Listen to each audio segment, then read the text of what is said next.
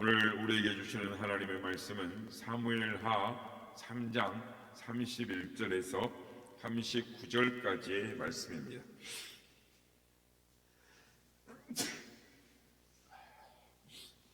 사무엘하 3장 31절에서 39절까지의 말씀을 교독하시고 마지막 절을 함께 합독하겠습니다. 다윗이 요압과 및 자기와 함께 있는 모든 백성에게 이르되 너희는 옷을 찢고 굵은 매를 띠고 아브넬 앞에서 애도하라 하니라. 다윗 왕이 사면을 따라가 를 헤브론에 장사하고 아브넬의 무덤에서 왕이 소리를 높여 울고 백성도 다 우니라. 왕이 아브넬을 위하여 애가를 지어 이르되 아브넬의 죽음이 어찌하여 미련한 자의 죽음 같은고 내 손이 결박되지 아니하였고 내 발이 착고에 채이지 아니하였거늘 불의한 자식 앞에서 엎드러진 같이 내가 엎드러졌도다 하매 온 백성이 다시 그를 슬퍼하여 우니라. 석양의 뭇 백성이 나와 다윗에게 음식을 권하니 다윗이 맹세하여 이르되 만일 내가 해지기 전에 떡이나 다른 모든 것을 맛보면 하나님이 내게 벌 위에 벌을 내리심이 마땅하니라 하매 마여 왕이 무슨 일을 하든지 무리가 다 기뻐하므로 이 날에야 온 백성과 온 이스라엘이 내레 아들 아브넬을 죽인 것이 왕이 한 것이 아닌 줄 아니라. 왕이 그의 신복에게 이르되 오늘 이스라엘의 지도자요 큰 인물이 죽은 것을 알지 못하느냐.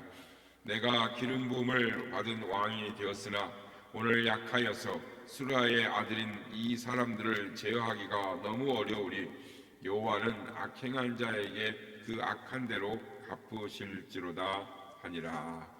아멘. 할렐루야. 오늘 우리 예배 가운데 함께 하신 주님을 찬양합니다. 오늘 예배를 통해서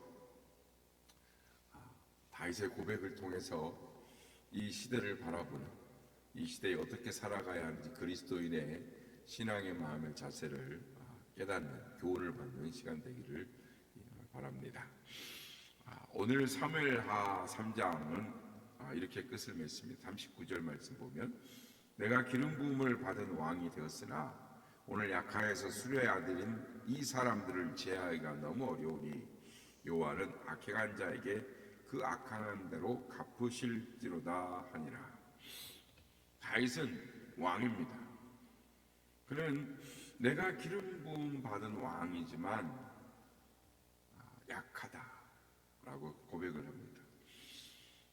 내가 기름 부은 왕이 되었으나 오늘 약하여서 수르의 아들들인 이 사람들을 제어하기가 너무 어려우니 여호와는 악행한 자에게 그대로 갚으실지로다 하니라. 오늘 이 시간에는 이 다윗의 고백을 중심으로 말씀을 묵상하며 우리에게 주시는 하나님의 음성을 듣기를 원합니다. 초대 왕인 사울이 죽으면서 사울 왕의 지파인 이 베냐민 지파를 중심으로 이스라엘이 다 돌아온 게 아니고 유다만 다윗에게 돌아오고 나머지 지파는 이 베냐민 지파를 중심으로 그의 사울의 아들인 이스보셋을 중심으로 왕을 세우고 다윗 지파는 다윗은 유다 지파 중심으로 왕이 되었습니다. 그래서 사무엘하 3장 1절을 보면 우리가 읽지는 않았지만 사울의 집과 다윗의 집 사이에 전쟁이 오래매라고 합니다. 그러니까 전쟁이 오래 가죠. 그래서 다윗의 집은 점점 강하게 가고 사울의 집은 점점 약하여져 가니라라고 사무엘하 3장 1절은 이렇게 시작을 합니다. 그때 이 사울의 집안의 군대 장관은 아브넬이라는 사람이었습니다. 아브넬이 어떤 사람이었느냐 하면 오늘 보면 우리가 읽지는 않았지만 7절 8절 내용의 근거를 보면 아브넬이 사울 왕의 첩과 통관을 합니다. 그 음란한 사람이죠.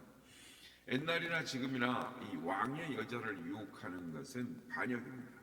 무조건 죽을 죄를 짓는 것이죠. 그래서 왕인 이스보셋이 그 사실을 지적을 합니다. 그런데 적반하장으로 나옵니다. 신하요 부하인 아브넬이 내가 사울의 집에 은혜를 베풀었더니 나 때문에 사울의 집에 산다, 이런 식으로 큰 소리를 칩니다. 신하의 권력이 왕의 권력을 넘어선 것이죠. 거기다가 전입가경입니다. 9절 10절 말씀에 보면 이렇게 말합니다. 여호와께서 다윗에게 맹세하신 대로 내가 이루게 하지 아니하면 하나님이 아브넬에게 벌 위에 벌을 내리심이 마땅하니라. 그 맹세는 곧 이 나라를 사울의 집에서 다윗에게로 옮겨서 그의 왕위를 단에서 브엘세바까지 이스라엘과 유다에 세우리라 하신 것이니라 하매라고 말합니다. 왕의 여자와 통과한 아브넬에는 이제는 이스보셋을 배신하고 다윗에게로 가겠다라고 하는 이 소리를 공견하게 왕의 앞에서 하는 것입니다. 그런데 이 이스보셋은 아무 말도 하지를 못합니다. 그는 힘이 없는 왕이었습니다. 실제로 아브넬이 공공연하게 반역을 시도하죠. 그래서 우리가 읽지는 않았지만 17절 18절 내용에도 보면 또 그 내용을 또 이야기합니다.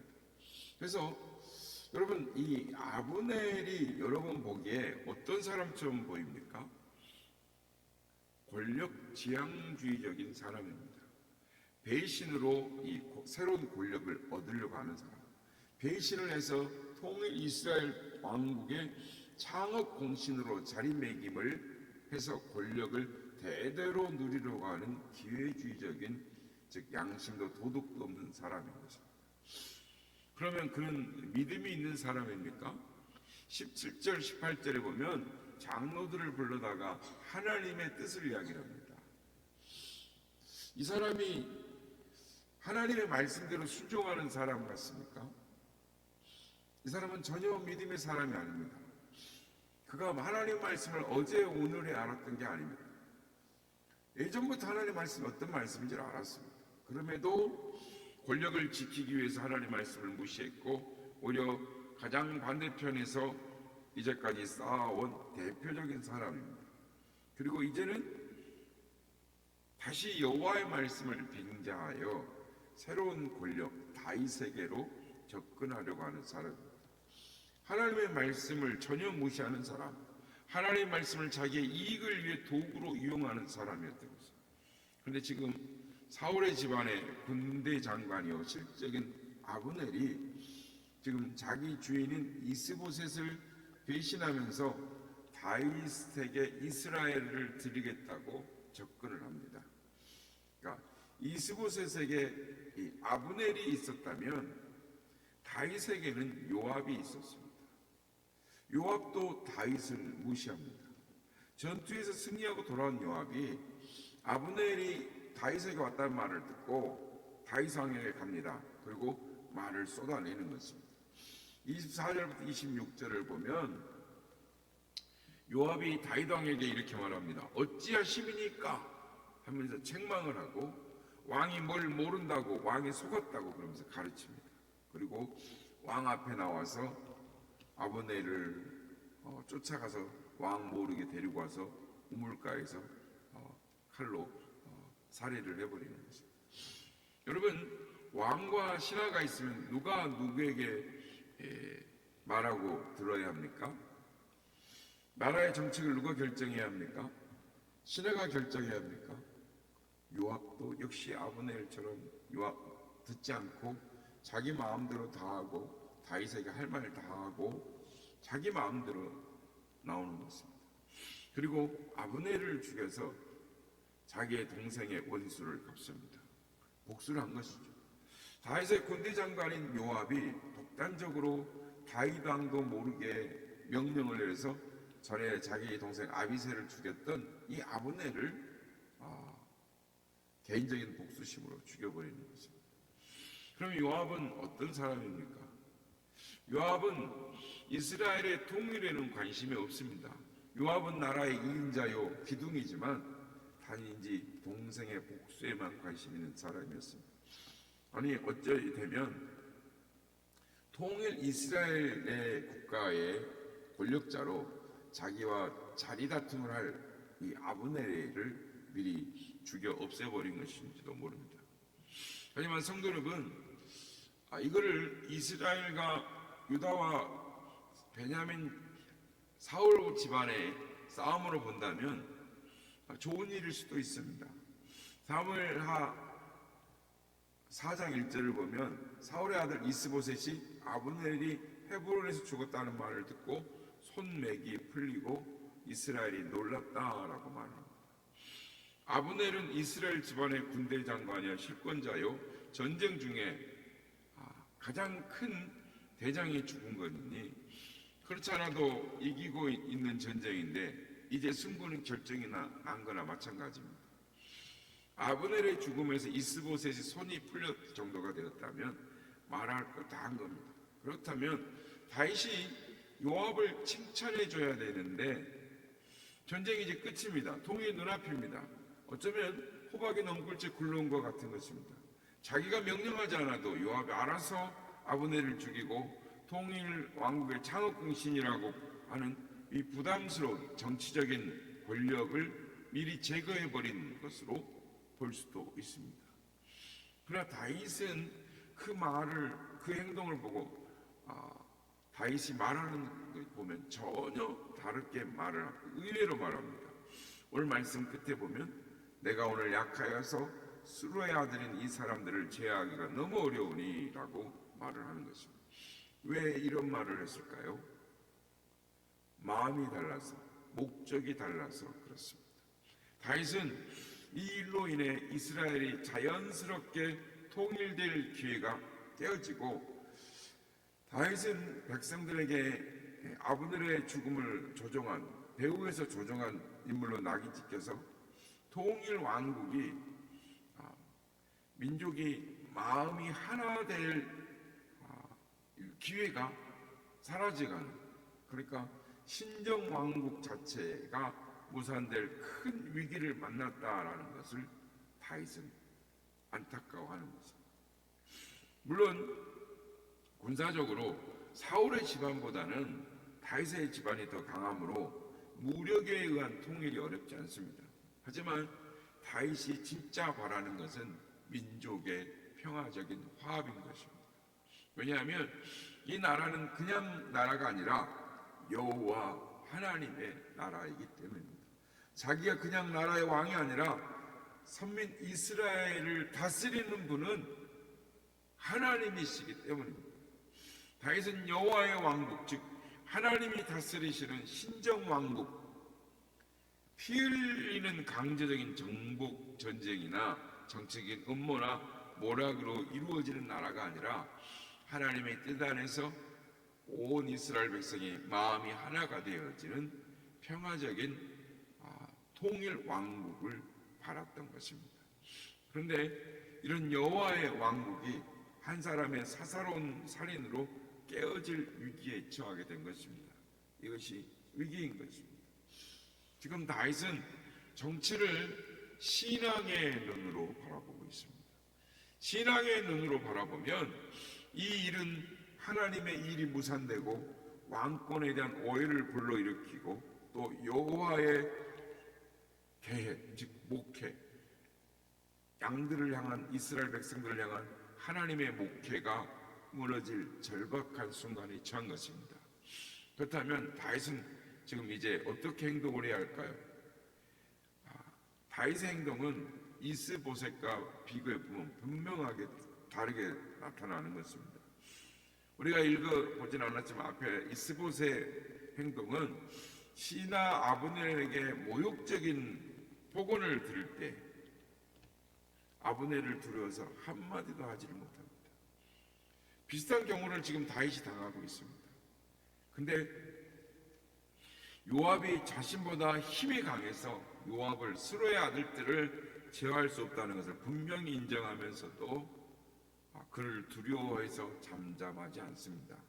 오히려 아브넬의 이 장례를 통해서 아브넬의 억울한 죽음을 진심으로 애도하고 요압의 범죄를 백성들 앞에 분명하게 드러냄으로써 신정 국가가 역사가 뒤틀릴 수 있는 큰 위기를 넘깁니다. 아브넬의 상해를 따라가면서 울고 해가 질 때까지 금식을 합니다. 그리고 또 요압을 저주하는 것이죠. 오늘 보면 28절 29절 보면 그 후에 다윗이 듣고 이르되 내내 아들 아브넬의 피에 대하여 나와 내 나라는 여호와 앞에 영원히 무지할지니 그 죄가 요압의 머리와 그의 아버지 온 집으로 돌아갈지어다. 또 요압의 집에서 백탁 병자나 나병한 자나 지팡이를 의지하는 자나 칼에 죽은 자나 양식이 떨어진 자가 끊어지지 아니할지로다 하니라. 그는 다윗은 진실된 태도로 일관하는 것입니다. 다 드러냅니다. 그가 처한 상황에 대해서 근심하고 또 정치적인 술수를 쓰지 않습니다. 사람들의 마음을 자기에게 돌리려고 하는 어떤 정치적인 의도나 시도를 하지 않고 부하조차도 제어하지 못하는 자신의 무능함과 약점을 백성들에게 있는 대로 다 드러내고 행동을 합니다. 예전에 어떤 목사님이 저에게 목회적 충고를 하신 적이 있습니다.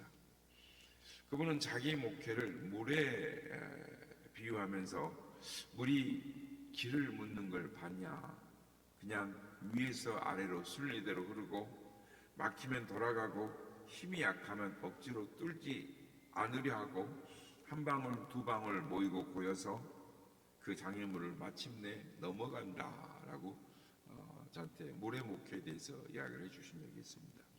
그래서 목회를 물처럼 해야 한다라는 말을 저에게 조언을 해주신 적이 있는데 솔직히 저는 그 말을 다 이해하지를 못합니다. 제가 30년의 경험을 하신 목회를 지혜를 다 이해한다면 오히려 이상할 것입니다. 하지만 오늘 다윗의 말을 보면 조금은 그 말을 이해할 듯도 합니다. 다윗이 두려워하는 것은 자기와 자기 자손들의 왕의 자리에 계속 앉지 못하는 것이 아니라 이스라엘이 갈라져서 통일되지 못하고 여호와의 신정 왕국이 이루어지지 않는 것입니다. 그러니까 하나님이 자기에게 세워준 이스라엘 백성의 목자로서 자기에게 세워준 그 사명의 실패가 두려운 것이지 자기의 사사로움, 왕위라든지 자기를 백성들의 마음을 자기에게 돌리려고 하는 그런 것이 아니었다라는 것입니다. 그래서 오늘 본문에 나타난 다윗의 마음은 오늘의 상황을 놓고 하나님께 마지막으로 이렇게 기도를 합니다. 여호와는 악행한 자에게 그대로 갚으실지로다. 이 말은 체념의 말이 아닙니다. 자신의 연약과 한계를 인정하는 말이고 인생들의 주권자가 하나님이신 것을 인정하는 말입니다.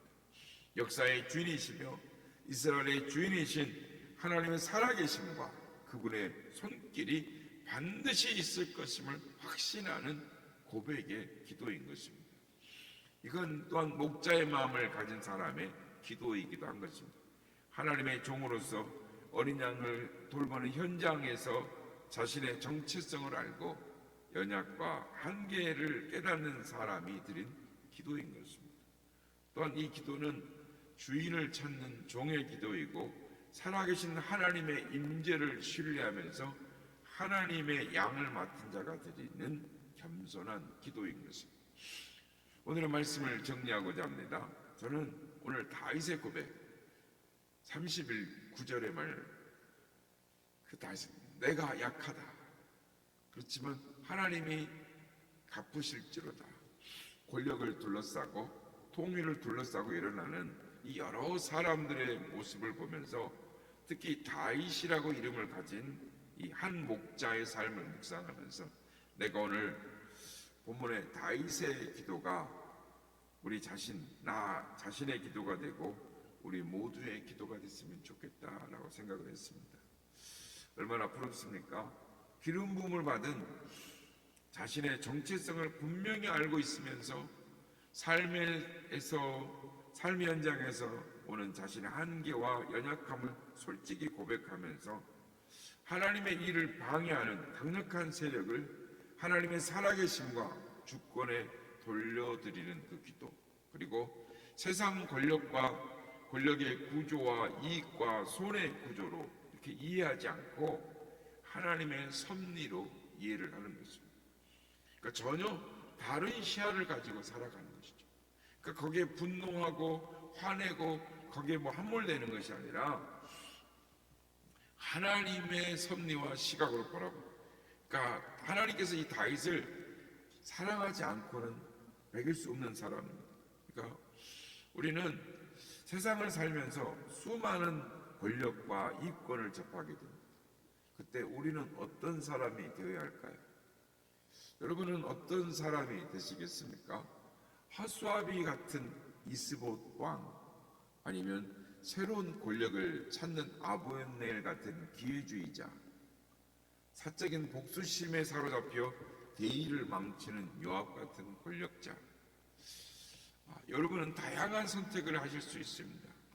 하나님은 여러분에게 여러분이 원하는 길을 허락하실 것입니다. 바라기는 우리 모두가 다윗과 같은 사람이 되기를 바랍니다. 하나님의 나라를 세우는 사람이 되었으면 합니다. 신앙의 눈으로 이 세상을 보고 살아계신 하나님을 의지하는 그런 기도를 드리는 사람이 되었으면 좋겠습니다. 그럴 때 다윗의 삶 가운데 역사하셨던 하나님께서 우리의 삶 가운데도 동일하게 역사하여 주실 줄 믿습니다. 오늘도 하나님을 바라보는 신앙의 눈으로, 믿음의 눈으로 삶을 바라보고 하나님 앞에 드려지는 기도, 드려지는 인생을 살아가시는 우리 모두가 다 되시기를 예수님의 이름으로 축복합니다.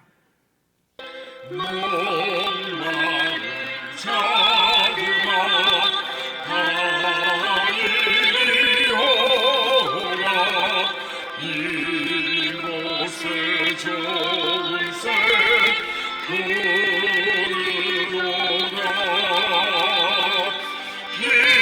힘쓰고 예수님 없을지라도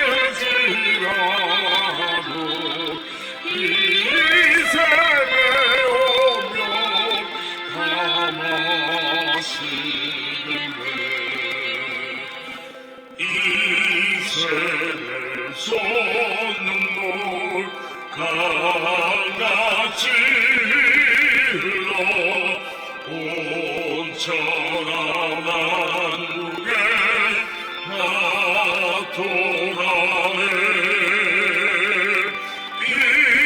빈보다 근처는 건강이 없이 다소시고 또 마시겠네. 생명수 샘물 마신 자마다 다시 만세 가능하고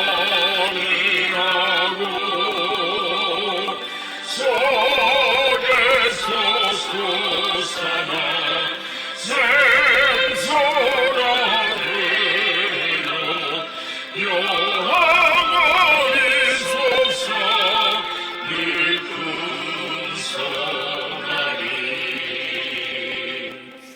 이 생의 예로는 생명의 샘물 서수정길 것을 늘 맡도록 어린 양 보잖아 그리워인대로 생명수생을 늘고 시작네. 오늘 우리는 성숙한 믿음의 사람이 권력의 투쟁 가운데, 또한 살인 가운데 있는 모든 이 상황을 바라보면서 하나님 앞에 자신을 고백하고 하나님 앞에 올려드리는 기도를 우리가 보았습니다. 우리가 지금까지 다윗을 살펴보았는데, 다윗이 힘들고 어려울 때 하나님 앞에 묻고 또 묻고 기도하는 사람, 자기한테 상황이 유리하든 불리하든 어떤 상황 가운데도 하나님 앞에 기도했던 그 다윗, 하나님을 의지했던 그 다윗이 이제 통일 왕국을 바라보면서 자신의 힘으로 어찌할 수 없는 그 상황 속에서 하나님 앞에 어떤 믿음의 자세로 살아가는가를 우리는 바라보았습니다. 하나님, 다윗과 같이 하나님 앞에 우리의 삶을 상황을 인정하고 하나님 앞에 믿음의 눈으로 모든 것들을 맡기며 돌려드리며 하나님의 주권을 인정하고 내게 맡겨진 사명을 온전히 감당하는 삶을 살아가는 우리가 되게 하여 주옵소서. 그래서 다윗의 인생 가운데 역사하셨던 하나님, 우리의 인생 가운데도 역사하여 주시옵소서. 이렇게 기도하는 우리가 되기를 원합니다.